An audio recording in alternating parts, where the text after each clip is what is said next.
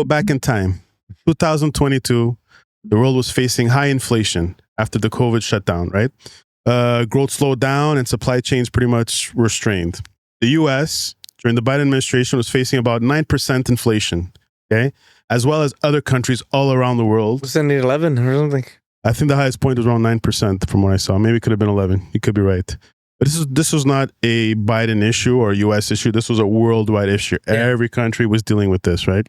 And people were asking who caused it. Mostly Americans were saying, who caused this? Who's going to fix it? And who's going to fix it fast? So Biden's goal was to jumpstart the economy, try and create jobs. So the Biden administration tried to push big laws or policies or bills to speed recovery.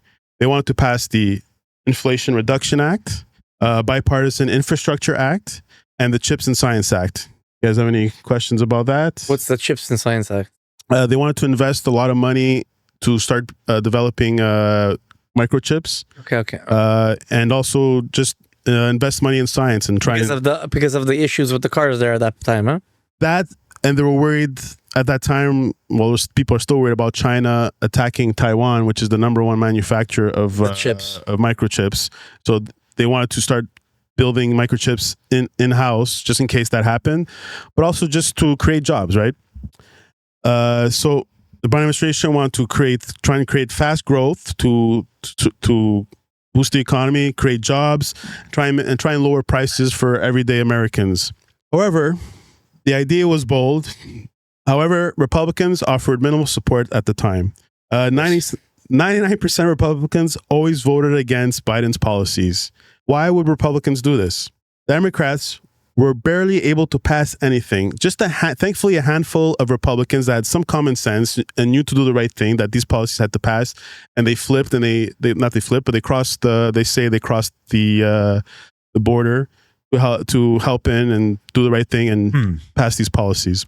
Other Republicans, instead of helping, what they did, just go on TV, go on Fox News, complain Biden's administration, they're a disaster, they don't know what they're doing, prices are high, they're causing inflation, or they can't fight inflation, and it's hurting families all across America. So now I'm going to show you some examples of these politicians pretty much doing what I'm saying, is just always complaining. Well, it's normal that the opposition party always complains about the current government. But I just want to show examples of these guys complaining about the prices are too high and blaming Joe Biden. Biden hosted a party at the White House to celebrate his Inflation Expansion Act. On the same day, that scorching inflation numbers came in hotter than expected, and the stock market plunged. President Biden and House Democrats' reckless spending and failed far-left policies have plunged our economy into a recession, stolen wages from America's workforce, destroyed retirement savings, particularly impacting seniors in my district and across America, and left families with the highest food prices since 1979. Everywhere I traveled across my district, everyone I spoke with across America throughout August, I heard about the pain that so many constituents are feeling due to Joe Biden and House Democrats' failed radical policies. So here's another example. They're saying, high prices are terrible. Biden administration, they're just doing a terrible job, and people are saying the prices are high. This is bad leadership. Well, this morning, Americans woke up to the highest gasoline prices in the history of the country. The highest gasoline prices in the history of America. The pain caused by the Biden administration inflation has become a breaking point for millions of Americans. The number is $5,200. That's how much Americans are going to have to pay extra this year just to keep up with the cost of the things that they bought last year. Food, groceries, other goods. $5,200. Let's fast track to 2024. Trump wins the election for a second term and becomes the 47th president of the United States, promising to fix the economy and lower the prices. That's what he campaigned on. And with tariffs, for some reason, decided to go on an aggressive approach and pretty much put tariffs on our biggest trading partners, which now we're starting to feel it now, because when he extended to 90 days, all these companies were rushing to get the stuff in before the tariffs kicked in. Yeah. It's only now that the prices are actually going up. Walmart just announced prices are going up. Sure. Now Americans are going to start feeling the price increase now. And so the prices are going up on imported goods. how households are going to see higher prices in stores. For some reason, the old blame game is starting to sound a little different on the Republican side. Didn't Trump campaign on lower prices for everyone, fixing all the mistakes the disastrous Biden administration did? Yes. Well, today, Republicans are now changing their opinion on high prices compared to what they said before. Right now, apparently, higher cost is good for Americans. It's patriotic for Americans. It's a small price to pay for success. All right.